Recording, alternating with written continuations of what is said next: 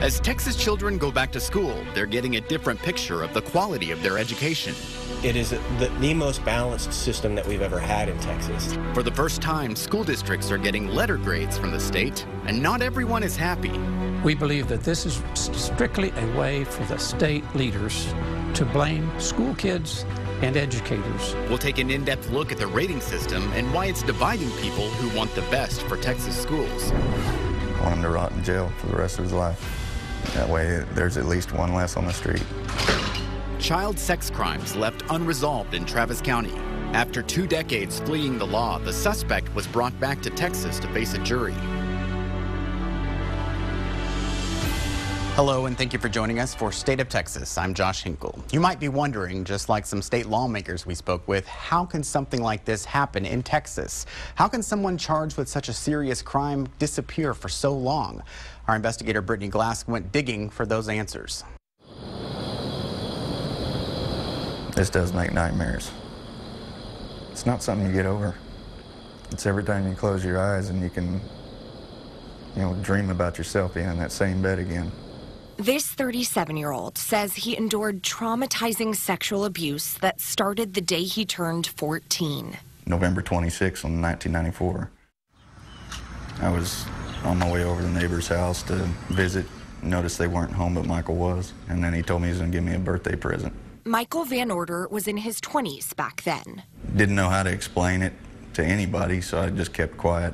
Court documents suggest Van Order would continue to manipulate the teenage boy for years. And the older I got, the more tired of it I got. At 19, the young man came forward and reported the abuse to Austin police.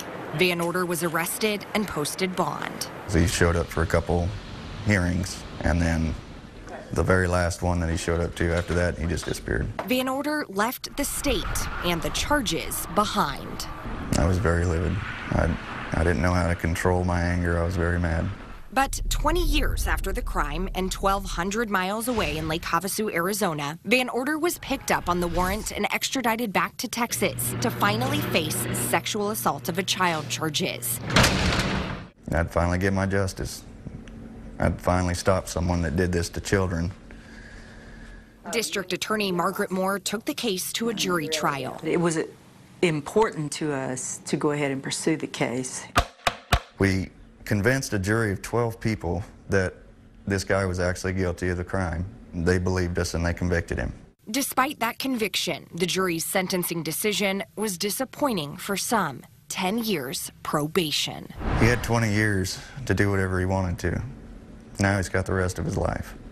I just really can't believe that. There is no evidence of reoffending during that 20 years. Regardless, Moore says it's still important that victims in cases like this speak up, even in an imperfect system. I can guarantee that there will be no justice if you do not bring your story forward. I feel like the justice system let us down, and we're going to live with it however long we live. As part of his probation and community supervision requirements, Van Order is a registered sex offender.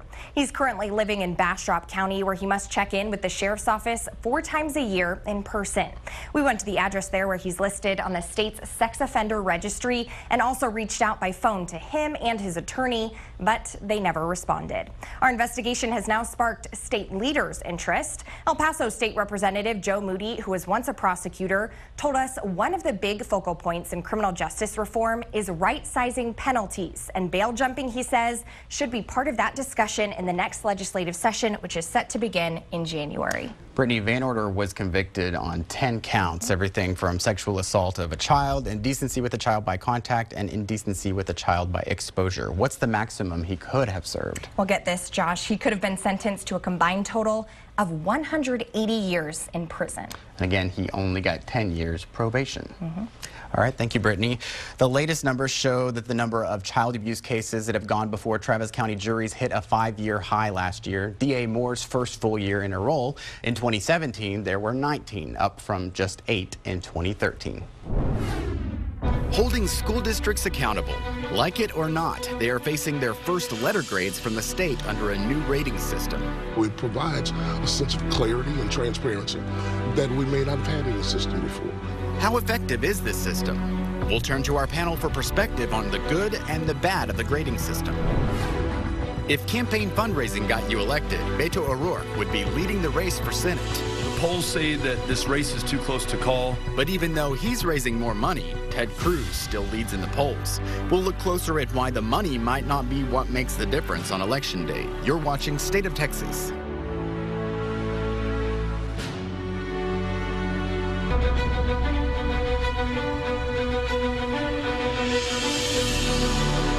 This week, thousands of Texas children will go back to school, but this year, those students are getting a different picture of the quality of their education. For the first time, school districts are getting letter grades from the state under a new rating system.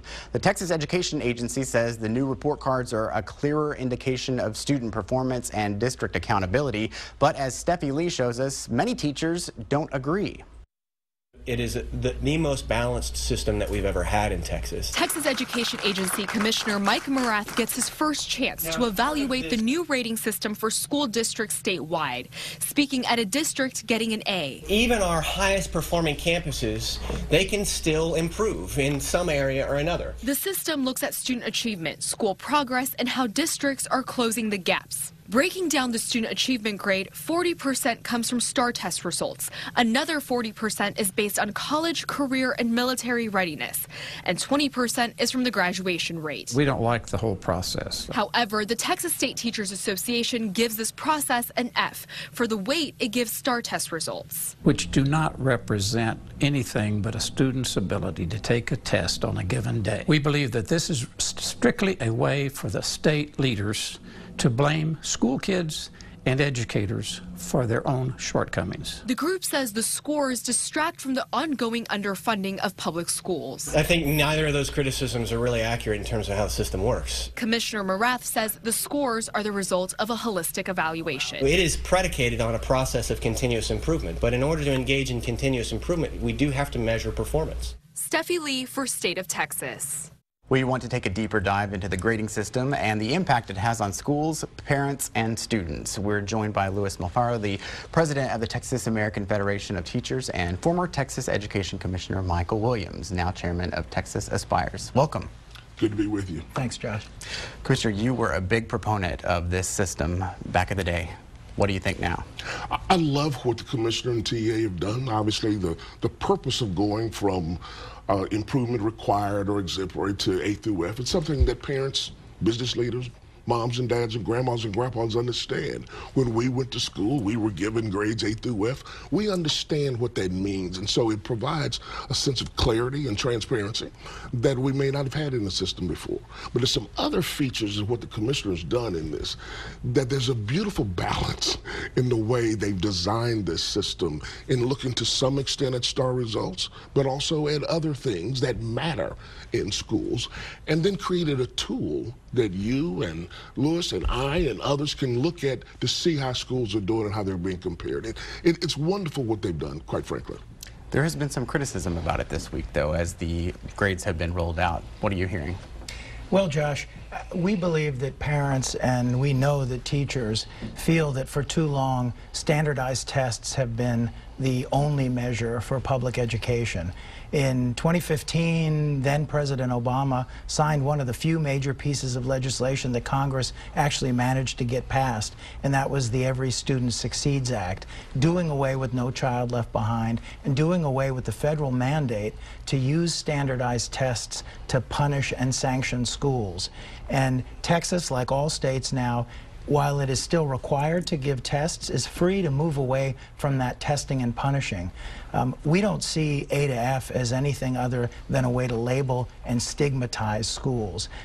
We don't think that you can really accurately capture everything that's happening in a school district and boil it down through very complicated metrics to a single letter grade. I think Michael's right. Parents know about A's and D's and C's because their kids bring report cards home that go deeply into the subject matter they're studying, and not only what's being tested on the STAR test, but the myriad other subjects that parents want their kids to learn: foreign language, the arts, social studies and history, civics. And we measure those things and we give parents good information. We feel like A to F is a way to label, blame, and shame, and we want to move away from that system. Is it that simple? Yeah, I don't think it is, but we're going to have a friendly conversation right here because, quite frankly, when you look at how we're providing the development of A through F, of course you look at STAR. But even in one of the domains, you're looking at how many kids took AB courses and IB courses. How many kids got dual credit courses? How many of those youngsters graduated on time? How many of the youngsters were able to get an industry-approved certification? It's looking at a lot more than just simply how did one perform on the STAR exam. In addition, there's no doubt that schools are doing some wonderful things in all other areas that not are being measured in this space. But superintendents and teachers and education administrators are able to tell that story. You can tell the story to the Chamber of Commerce that look at how many of our kids are in drama or how many are in the band. You still tell that story. That's not the purpose of this. And the principal purpose of why we have these kids in our schools for 180 plus some days is so that we can teach them, and we want to know, we ought to know, are they getting it? Are they learning it? Can they do it? There are other things that are going on in schools that are great, and someone else can tell that story somewhere else. Do you think that this system might have to be in place for a little bit of time to see how this is actually going to work, or if it is working, or if we need to change things? I mean, clearly you have big opinions that it needs to change right now, but it's going to be here for a little bit at least.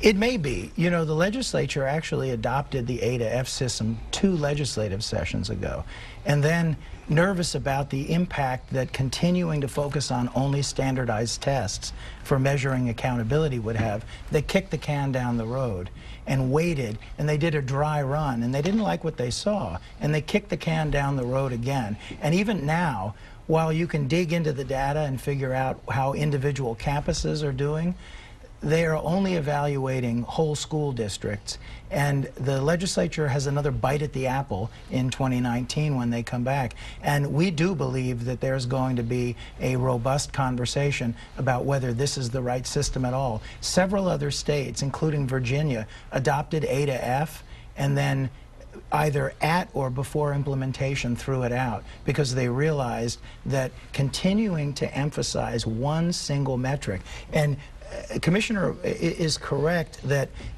for high school there is a little bit more in there than the STAR. But if you look at the 3 basic areas, the closing the gaps, the growth, and the absolute achievement, all those measures are the STAR test measures, a multiple choice test that tests a very narrow segment of the curriculum. I imagine we'll be hearing a lot about this in the legislative session coming up in January. Thank you both for being with us. Thanks for giving me a chance to come back to Austin. Welcome back anytime. A lot of Texans are getting a new reminder that Election Day is getting closer. You got to do this with the power of people. We got to reject the contributions from corporations.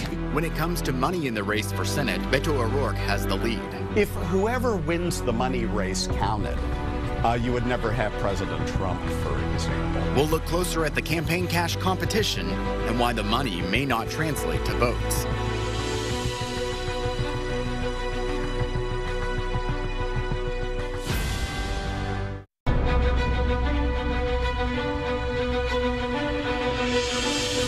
Election Day is less than 3 months away, and the candidates for U.S. Senate are stepping up efforts to get your attention. The only way for me to be able to deliver for the people of Texas is to show up in every single community, in every county.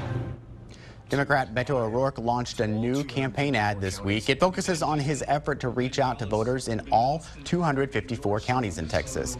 He said it's a response to negative attacks from his opponent, Senator Ted Cruz. O'Rourke raised more than $1 million in one weekend to pay for the ads. If campaign fundraising got you elected, Beto O'Rourke would be the favorite in November. So far, he's outraised incumbent Republican Ted Cruz by more than 2-1. But Cruz still leads in the polls. Anna Wernicke takes a closer look at whether the money will really make a difference on Election Day. Josh, we're less than 90 days out from the November midterm election, and there's no doubt this is going to be a fight to the finish. I spoke with a political analyst here in Washington who tells me that while money is important, it may not be enough to secure a win. Not by fear. In the final stretch before Election Day, Republican Ted Cruz and Democrat Beto O'Rourke are clocking in crucial face time in Texas. It's great to be back in Lubbock. Congressman O'Rourke is challenging incumbent Senator Cruz for his seat in the Senate. The polls say that this race is too close to call. A Quinnipiac University poll shows Cruz with a 6-point lead, and a recent Texas Lyceum survey of likely voters shows O'Rourke just 2 points behind. We do have a real race here. And we are taking it deadly seriously. However, when it comes down to money, there's no contest. If we continue on the current pace, in the next 90 days between now and Election Day, we're going to be outspent badly. The dollars say that we've been outraising Cruz almost every quarter of the campaign. According to the Federal Election Commission, O'Rourke has raised $23 million to Cruz's $10 million. But political analyst Gary Nordlinger says that 2-to-1 campaign fundraising margin may not matter. If whoever wins the money race counted, you would never have President Trump, for example. Nordlinger says dollars don't translate to votes, and that's what O'Rourke needs to beat a Republican incumbent in a deep red state. Money gets you to be a viable candidate. Once you have enough money to be viable, there's no guarantee that money is going to win the campaign. Nordlinger says having more money definitely helps, but he says what really matters is who shows up on November 6th. For State of Texas in Washington, I'm Anna Warnicki. Thanks, Anna. Both O'Rourke and Ted Cruz have been busy on the campaign trail during the summer recess in Washington. O'Rourke is holding a series of campaign events around the state. He campaigned in East Texas on Monday, hitting a rally in Tyler. Senator Cruz is also campaigning around Texas. He met with voters in Lubbock and Amarillo earlier this week, but then he had to head back to Washington. Senate leaders canceled part of their recess, so senators like Cruz will be at work, while congressmen like O'Rourke have a few more weeks away from Washington. They've been a trusted source of voter information for decades, but now they're having to make some changes to get the message to younger voters. How they're reaching out next on State of Texas.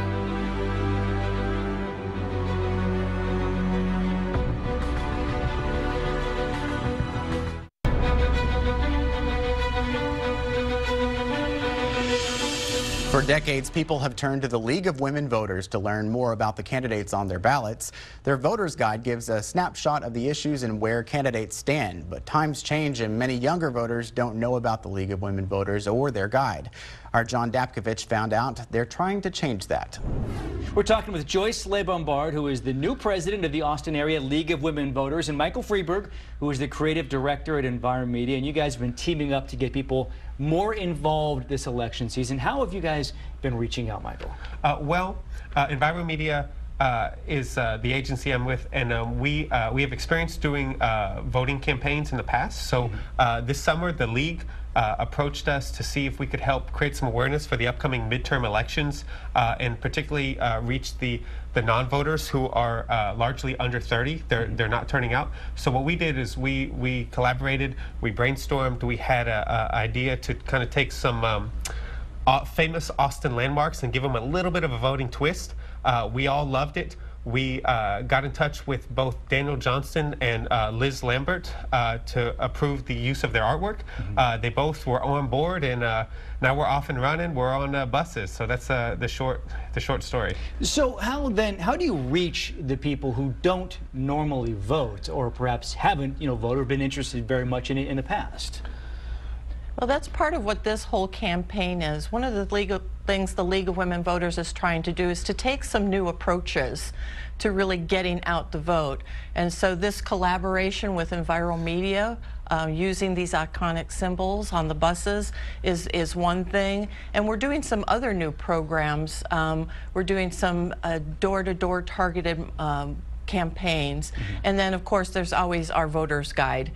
Sure, there's that. And also, too, these ads have been out for, I don't know, a few days now. People have started to see them. What has the response been to the ad so far? It's been great. I think we're both hearing that from a lot of different avenues, but it's been overwhelmingly positive because it's a positive campaign. It makes people feel good. And it's a really cool idea, but I'm wondering, though, if you guys perhaps maybe were a slight bit concerned because people kind of cherish these landmarks around the city so much. Were you concerned at all about that when you came up with the idea? Somewhat, and then once we got both Daniel Johnson and Liz Lambert to bless it, then we felt, okay, we're good. We slightly tweaked them for it's a positive voting message, so we felt good, they felt good, so now everybody's happy. So Joyce, I want to ask you, because a lot of people do turn to the League of Women Voters for information on voting. You guys have your guide, but this year I understand you are asking the voters, you're getting their input on putting this guide together. Explain what's going on there. Yeah, so we decided to do a little bit of a different approach this time and actually try and get the public to give us input on what questions they wanted to be asked in our voters guide. And so they can go to our website, lwvaustin.org, and fill out a survey, and then we'll use that to help formulate the questions that we'll be using in the voters guide and also for the local candidate forums. Very good. Joyce LeBombard and Michael Freeberg, thank you so much. We appreciate it. Thank you. Remember, you have to be registered before you can vote. You have until October 9th to register in Texas. Early voting begins on October 22nd and runs until the Friday before election. Tuesday, November 6th is Election Day. Thank you for joining us for State of Texas. I'm Josh Hinkle. We'll be back next week to bring you an in-depth look at Texas politics.